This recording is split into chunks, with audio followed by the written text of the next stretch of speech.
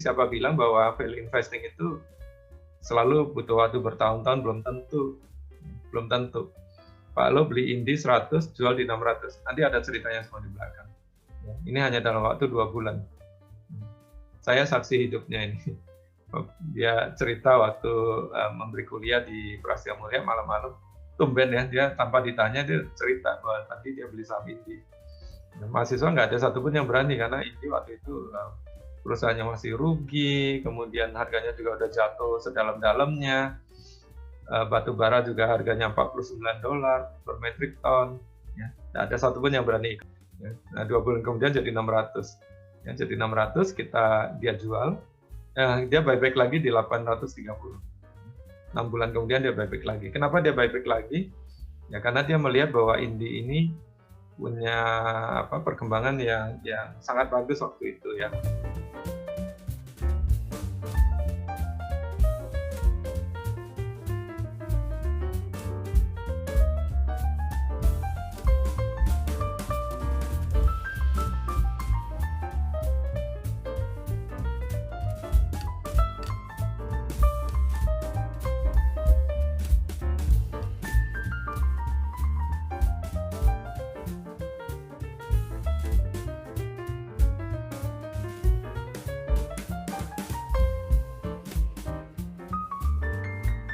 Sangat ngikutin Warren Buffett. Ya. Jadi Lo Keng Hong is Warren Buffett.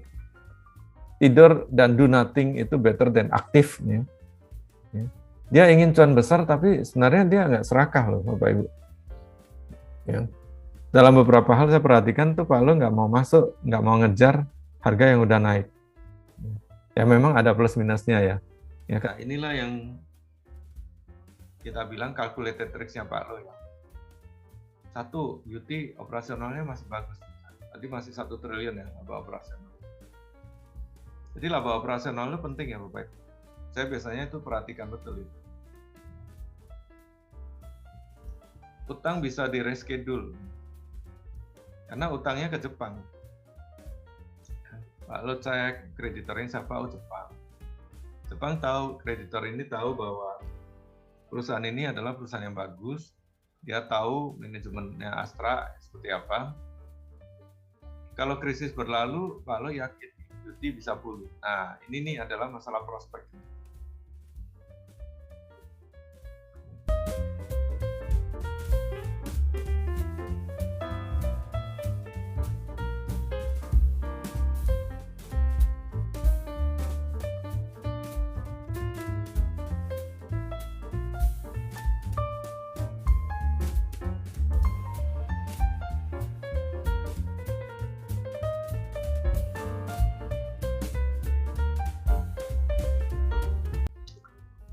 Nah, kalau kita bicara prospek, nih biasanya saya melihat ke depan itu kira-kira perusahaan ini kemampuan menghasilkan pendapatan sales dan laba bersihnya seperti apa.